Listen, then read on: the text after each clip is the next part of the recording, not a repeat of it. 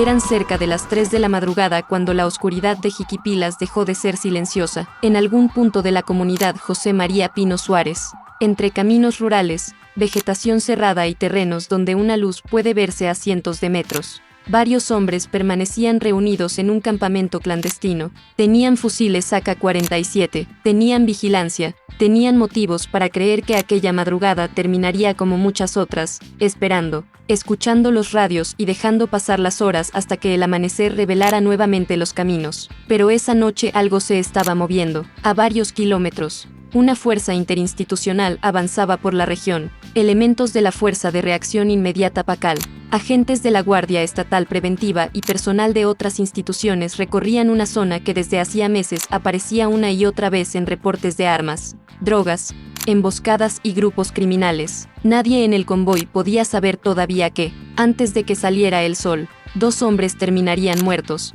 2 más serían detenidos. 3 fusiles AK-47 quedarían bajo custodia y un Chevrolet Chevy verde, sin placas, sería detenido en otro camino con un chaleco, municiones y presunta metanfetamina en su interior. Tampoco podían saber que las primeras versiones periodísticas hablarían del despliegue de un Black Hawk sobre la zona. Lo único claro en ese momento era que había movimiento entre los árboles. Las unidades avanzaban con las luces controladas. Los neumáticos golpeaban piedras, hundían ligeramente la tierra húmeda y levantaban polvo en los tramos más secos. Los agentes observaban las orillas del camino, buscando reflejos, siluetas o cualquier alteración que revelara una posición escondida. Dentro de una de las unidades, un elemento mantenía la mano cerca del radio, atentos a los costados. Mantengan distancia. La frase, reconstruida a partir de los procedimientos habituales de una patrulla nocturna, resumía el estado de alerta. En esa región, un camino aparentemente vacío podía convertirse en una zona de contacto en cuestión de segundos. José María Pino Suárez no era un punto elegido al azar,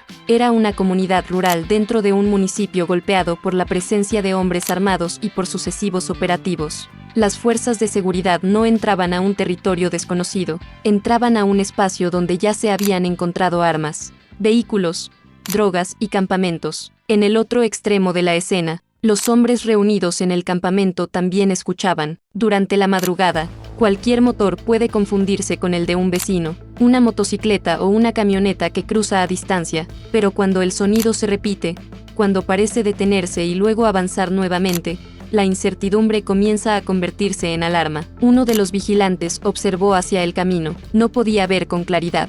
La oscuridad desdibujaba los límites entre los troncos y los matorrales. Podían ser luces lejanas. Podían ser reflejos. Podía ser una patrulla. Hay movimiento. Los demás comenzaron a incorporarse. Las autoridades nunca informaron cuántas personas estaban en el campamento. Tampoco revelaron cuánto tiempo llevaba instalado, cómo se abastecía, quién lo dirigía o si servía como punto de vigilancia, refugio temporal, almacenamiento de armas o base para otras actividades. Lo confirmado es que en el sitio se concentraban civiles armados y que fueron encontrados 2 fusiles AK-47. La tensión comenzó antes del primer disparo. Desde la perspectiva de los agentes, la vegetación impedía saber qué había detrás de cada sombra. Desde la perspectiva de los hombres armados, las unidades que se acercaban podían significar una revisión, un cerco o el comienzo de una operación mucho mayor. Las fuerzas interinstitucionales redujeron la velocidad. Un agente distinguió una estructura improvisada entre la vegetación. No era una vivienda formal, no parecía una parcela en funcionamiento. Había señales de presencia humana en un lugar apartado, posible campamento. El mensaje recorrió los radios. Las unidades se detuvieron a una distancia prudente. Algunos elementos descendieron y buscaron protección. El aire estaba quieto, pero el silencio ya no era normal. Alguien dentro del campamento sabía que había sido descubierto. Alguien del lado de las autoridades sabía que podía estar mirando directamente hacia un grupo armado. Durante unos segundos, ninguno de los dos lados conocía con exactitud la capacidad del otro. Los agentes no sabían cuántos fusiles había detrás de la vegetación. Los hombres del campamento no sabían cuántas unidades estaban llegando ni cuántos refuerzos podían activarse. Entonces llegó la primera detonación. El estruendo quebró la madrugada y se expandió entre los árboles. Inmediatamente después llegaron más disparos. Según la versión difundida por la Secretaría de Seguridad del Pueblo, Fueron los civiles armados quienes abrieron fuego al percatarse de la presencia de las corporaciones. Los agentes buscaron cobertura. Agresión. Agresión armada. Las luces fueron apagadas o dirigidas lejos de las posiciones. Los elementos que permanecían dentro de las unidades descendieron. Otros respondieron desde puntos protegidos, tratando de identificar el origen de los disparos. En el campamento,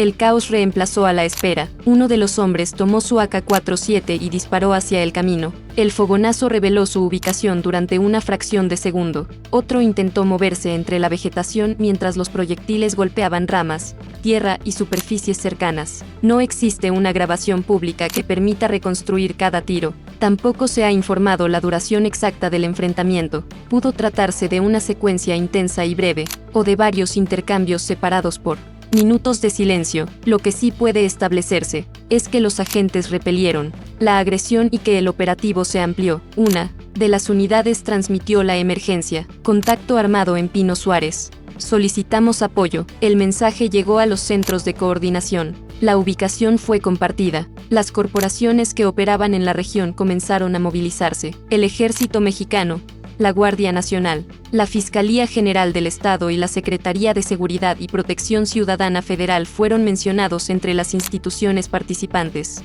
La operación dejó de ser solamente el patrullaje de una unidad y comenzó a convertirse en un despliegue coordinado. Dentro del campamento, los hombres armados enfrentaban un problema que crecía con cada minuto. Podían resistir desde la vegetación, pero desconocían cuántos agentes estaban aproximándose. Si intentaban salir por el camino principal, podían encontrarse con más unidades. Si se internaban en el terreno, tendrían que hacerlo de noche, cargando armas y sin saber qué rutas estaban bajo vigilancia. Uno de ellos miró hacia el punto donde habían comenzado los disparos. Ya pidieron apoyo. La conclusión era inevitable. El ruido de motores comenzó a multiplicarse. En los caminos cercanos, unidades estatales y federales se dirigieron hacia la zona. Los agentes que habían recibido la agresión mantenían sus posiciones. Respondían cuando detectaban disparos y trataban de evitar que los civiles armados ampliaran su ángulo de ataque. Cada destello podía ser un fusil. Cada movimiento entre las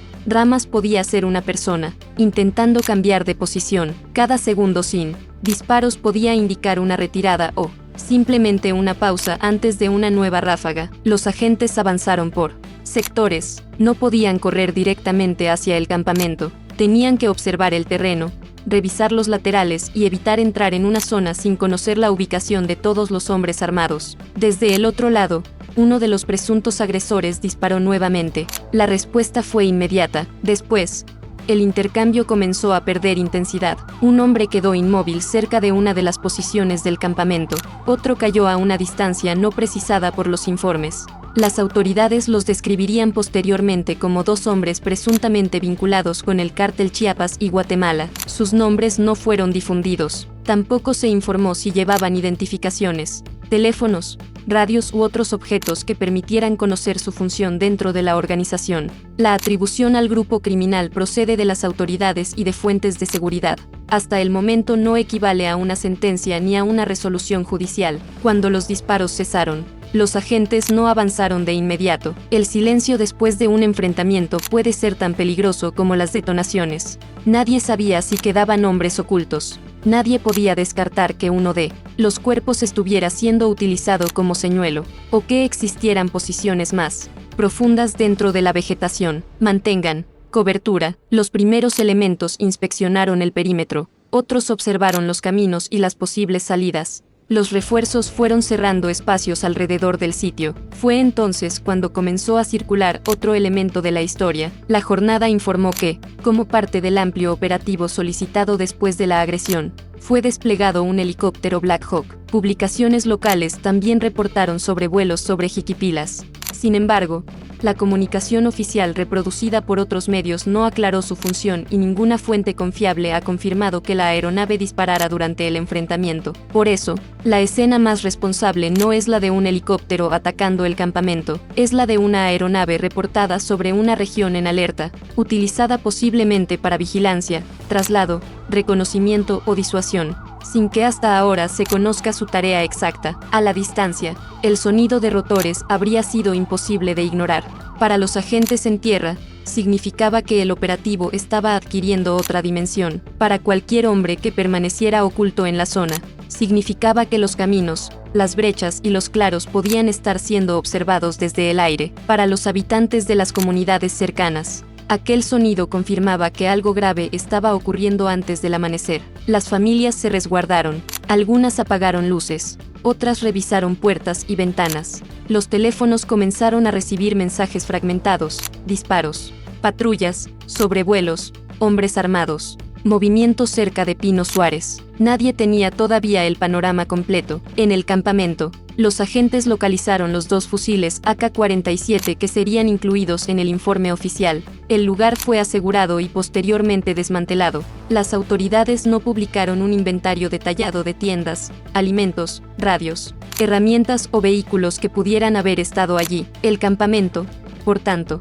debía ser tratado como una escena bajo investigación. Se marcaron posiciones, se restringió el acceso, los agentes comenzaron a buscar cartuchos, huellas y objetos que permitieran determinar desde dónde se había disparado y quiénes habían permanecido en el sitio. 2 hombres habían muerto, pero la operación todavía no había terminado. Mientras, las corporaciones aseguraban José María Pino Suárez. Otra acción se desarrollaba sobre el camino de extravío que comunica Cintalapa con Abelardo L. Rodríguez. Era una ruta distinta, un camino donde un vehículo sin placas destacaba tanto como una luz encendida en medio de la noche. Un Chevrolet Chevy verde avanzaba por el tramo. En su interior viajaban 2 hombres, Roberto N., conocido como El Gordito, y Cosman N., identificado con los alias de El 42 y Ñoño. Las autoridades no han informado desde dónde habían salido, hacia dónde se dirigían ni si existía una orden previa para detenerlos. Tampoco han confirmado que hubieran participado en el enfrentamiento del campamento. La Secretaría de Seguridad describió el episodio como una segunda acción. Eso permite establecer qué ocurrió dentro del mismo despliegue general, o de la misma secuencia operativa, pero no demuestra que los hombres del Chevy estuvieran escapando de Pino Suárez. En el interior del automóvil, uno de ellos habría observado los espejos con frecuencia. El Chevy no llevaba placas. En una zona bajo vigilancia, aquella ausencia podía provocar una inspección inmediata. Hay unidades adelante. En el camino, los agentes se prepararon para cerrar el paso. La oscuridad y la irregularidad del terreno obligaban a reducir la velocidad. El conductor podía detenerse, intentar retroceder o buscar una salida lateral, pero cualquier maniobra brusca podía ser interpretada como un intento de evasión. Una señal ordenó al vehículo detenerse. El Chevy disminuyó la marcha. Los agentes se colocaron en posiciones de seguridad. Apague el motor. Manos visibles. El conductor obedeció. La puerta no se abrió inmediatamente. Durante algunos segundos, los elementos no sabían qué había dentro del automóvil. Un vehículo pequeño podía ocultar un arma larga entre los asientos, debajo de una cobija o en el espacio trasero. Desciendan uno por uno. Primero salió uno de los ocupantes. Después el segundo. Ambos fueron asegurados mientras otros agentes revisaban el interior desde el exterior, utilizando lámparas para observar el piso, los asientos y las áreas donde podía esconderse un arma. Entonces apareció el fusil. Era otro AK-47. Con ese hallazgo, el automóvil dejó de ser únicamente un vehículo sin placas y se convirtió en una nueva escena dentro del operativo. Los agentes localizaron también 2 cargadores y 60 cartuchos útiles. Había un chaleco balístico, elemento que podía ofrecer protección durante un enfrentamiento o formar parte del equipo transportado para otra persona. Además, fueron encontradas 11 dosis de una sustancia con las características de la droga conocida como cristal, es decir, presunta metanfetamina. Los objetos fueron colocados bajo resguardo. El arma no debía manipularse más de lo necesario. Los cartuchos tenían que ser contados. Los cargadores, separados y registrados. Las dosis debían conservarse para los análisis periciales correspondientes. Roberto N. y Cosman N. fueron informados de su detención. El camino quedó parcialmente bloqueado mientras se documentaba la escena. Las luces de las unidades iluminaban el Chevy verde y resaltaban la ausencia de placas. Los agentes tomaron fotografías, registraron la posición del fusil, marcaron el lugar donde se encontraba el chaleco, contabilizaron los cartuchos, embalaban cada indicio porque, a partir de ese momento, no bastaba con decir que habían encontrado armas y droga. Cada objeto tendría que sostenerse dentro de una carpeta de investigación y pasar por una cadena de custodia. Dentro de una unidad oficial, los dos detenidos comenzaron el traslado. El Gordito y el 42 o Ñoño eran nombres que podían aparecer en informes de inteligencia, testimonios o reportes locales, pero su situación jurídica tendría que ser determinada por el Ministerio Público y, posteriormente, por las autoridades judiciales. Ninguno había sido condenado por los hechos de aquella madrugada. En Pino Suárez, mientras tanto, la inspección del campamento continuaba. Los dos hombres fallecidos permanecían dentro de la zona acordonada hasta la llegada del personal encargado de las diligencias. Los fusiles AK-47 fueron asegurados. Los peritos debían revisar características, números de serie y condiciones de funcionamiento. También debían determinar si esas armas habían sido disparadas durante el enfrentamiento. Los casquillos encontrados podían revelar cuántas armas participaron. Las trayectorias podían ayudar a establecer desde qué posiciones se abrió fuego. Los impactos en unidades, árboles u otras superficies podían reconstruir parcialmente la secuencia. Sin embargo, nada de eso había sido divulgado al público durante las primeras horas.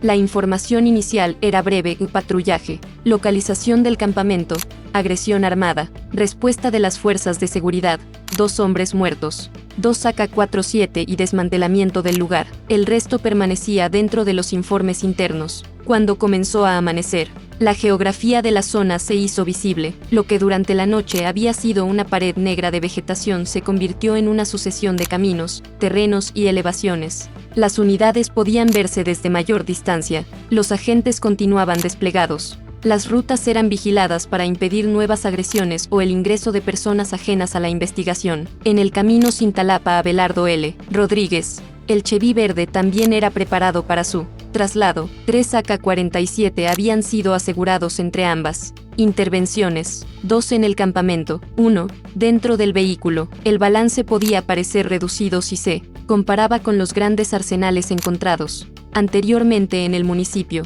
pero 3 fusiles, 60 cartuchos contabilizados en el Chevy y un campamento clandestino representaban una capacidad real para atacar patrullas, intimidar comunidades o proteger rutas, y Jiquipilas ya sabía lo que significaba encontrar armamento en sus caminos. El 25 de junio, menos de un mes antes, un operativo en el ejido Santa Lucía había terminado con el aseguramiento de un AK-47, 14 cargadores, granadas, chalecos balísticos, una camioneta y una motocicleta. En aquella ocasión, los hombres armados lograron escapar. El 4 de julio, 6 personas fueron detenidas en otro operativo en Jiquipilas. Las autoridades reportaron fusiles, una ametralladora, cartuchos y dosis de cristal, aunque las cantidades y algunos calibres publicados difirieron entre medios. En febrero, agentes estatales habían sido atacados cerca del puente Las Flores. Ese enfrentamiento dejó un presunto agresor muerto y un civil herido. El operativo del 24 de julio no surgió, por tanto, de un vacío. Era parte de una presión creciente sobre un municipio donde las autoridades habían localizado armas, casas de seguridad, drogas y grupos capaces de disparar directamente contra las corporaciones. Para los mandos de seguridad, cada intervención aportaba una pieza diferente. Un vehículo podía revelar rutas, un teléfono podía mostrar contactos, un fusil podía relacionarse con casquillos recuperados en otros hechos, un chaleco podía contener marcas, números o rastros. Las dosis de droga podían señalar una actividad adicional o simplemente formar parte de lo que llevaban los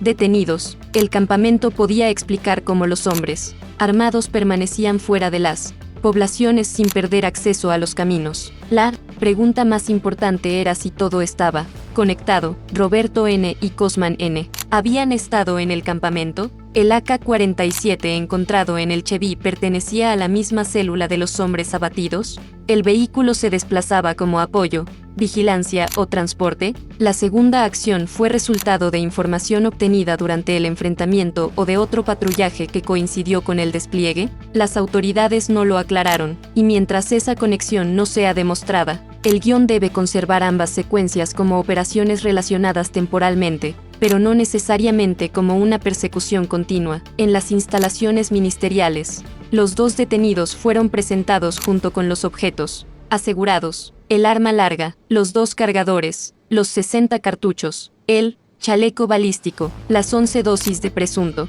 cristal. El Ministerio Público comenzó a integrar la información y determinar ¿Qué delitos podían configurarse? La posesión del arma y de las municiones debía analizarse. La sustancia tendría que ser examinada. El automóvil sería revisado para conocer su procedencia y establecer por qué circulaba sin placas. En otro punto, los cuerpos de los 2 hombres muertos debían ser identificados. La ausencia inicial de nombres dejaba abierta una parte fundamental de la historia. Sus identidades podían mostrar si eran habitantes de la región, miembros conocidos de alguna célula o personas reclutadas recientemente. También permitirían saber si tenían antecedentes, órdenes de aprehensión o relación con otros hechos violentos. Hasta entonces, solo existía la atribución oficial, presuntos integrantes del llamado Cártel Chiapas y Guatemala. Ese grupo ha sido descrito por autoridades y reportes periodísticos como una estructura surgida o vinculada al Cártel Jalisco Nueva Generación. Diversas investigaciones han señalado presencia del grupo en el corredor formado por Jiquipilas, Cintalapa y Ocosocoautla, además de su participación en la disputa criminal que se extiende hacia la frontera con Guatemala. La pertenencia concreta de cada detenido o fallecido, sin embargo, necesita ser acreditada individualmente. Un señalamiento de inteligencia no sustituye una resolución judicial. Durante la mañana, las primeras imágenes comenzaron a circular. El Chevy verde aparecía detenido. Los objetos asegurados eran mostrados. Los nombres de El Gordito y el 42 comenzaron a repetirse en medios y páginas locales. También circularon videos de aeronaves y publicaciones que hablaban del Black Hawk, pero las imágenes aéreas presentaban un problema. No todas permitían verificar la hora, la ubicación exacta o su relación directa con el enfrentamiento. Algunas podían corresponder a sobrevuelos de vigilancia realizados en fechas cercanas. Por eso, el helicóptero debía ser narrado con precisión. La jornada informó su despliegue. Publicaciones locales reportaron sobrevuelos. No existe confirmación pública de que haya disparado. No existe confirmación pública de que haya perseguido al Chevy. No existe confirmación pública de que haya transportado a los agentes que entraron al campamento. La presencia de una aeronave en el operativo puede ser una parte impactante de la historia sin convertirla en una escena inexistente. El verdadero centro de la operación ocurrió en tierra, en un camino rural donde una patrulla encontró un campamento. En los segundos en que los hombres armados decidieron abrir fuego, en la respuesta de los agentes, en el movimiento de refuerzos, en el hallazgo de 2 AK-47 junto a 2 presuntos agresores muertos, y, posteriormente, en la detención de un automóvil verde que llevaba un tercer fusil, municiones, protección balística y droga. A medida que las horas pasaban, las unidades comenzaron a retirarse de algunos puntos. Otras permanecieron realizando vigilancia. El campamento ya no podía ser utilizado. El Chevy estaba bajo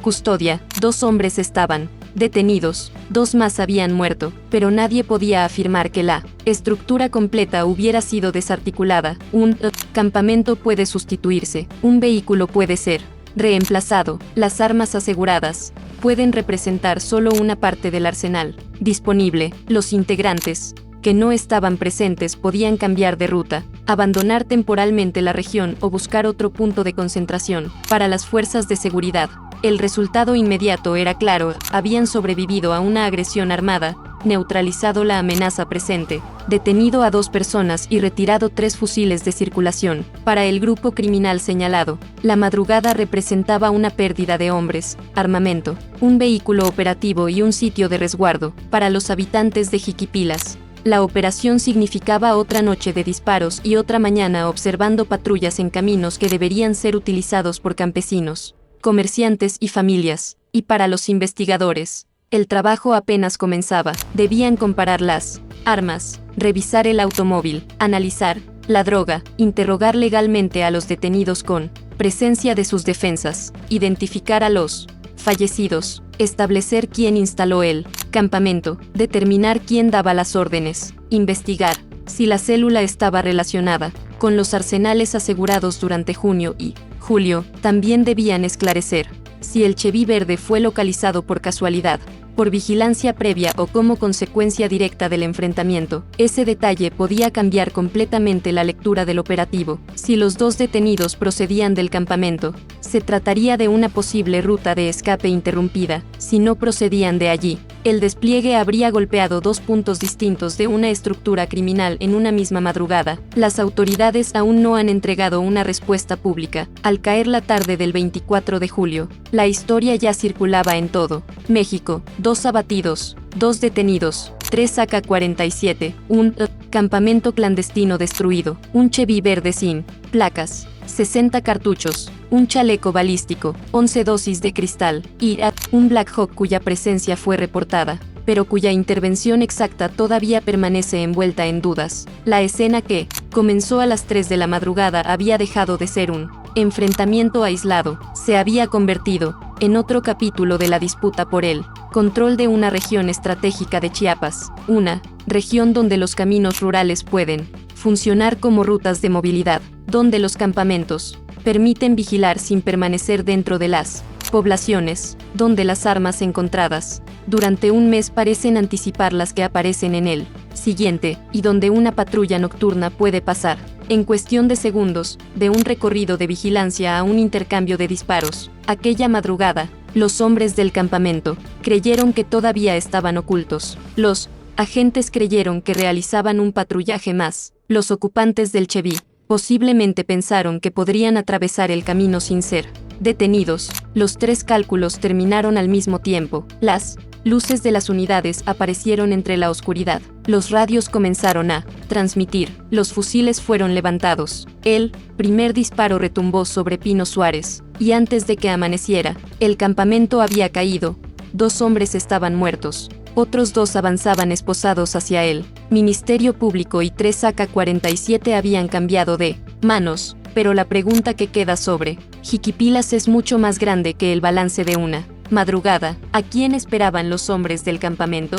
¿Para qué estaban reuniendo armas en ese punto? ¿Quién envió a El Gordito y a El 42 por el camino Cintalapa a Belardo L. Rodríguez? ¿A dónde se dirigía el Chevy verde? ¿Y qué información encontraron las autoridades después de apagar los motores, acordonar el terreno y revisar todo lo que había quedado abandonado? Hasta que las investigaciones respondan esas preguntas, el operativo del 24 de julio seguirá siendo una victoria inmediata, pero también una advertencia, la advertencia de que detrás de cada campamento desmantelado puede existir una red más amplia. Detrás de cada automóvil detenido puede existir una ruta completa, y detrás de 3 fusiles asegurados puede existir un arsenal que todavía no ha sido localizado. En Jiquipilas, el sol salió sobre caminos ocupados por fuerzas estatales y federales. El campamento estaba vacío, el Chevy verde ya no avanzaba. Los 2 detenidos esperaban conocer su situación jurídica, y sobre la región quedaba el eco de una madrugada en la que las fuerzas de seguridad y los hombres armados se encontraron frente a frente. Una madrugada que comenzó con sombras moviéndose entre la vegetación, y terminó con 2 muertos, 2 capturados y una operación que todavía no ha revelado todos sus secretos.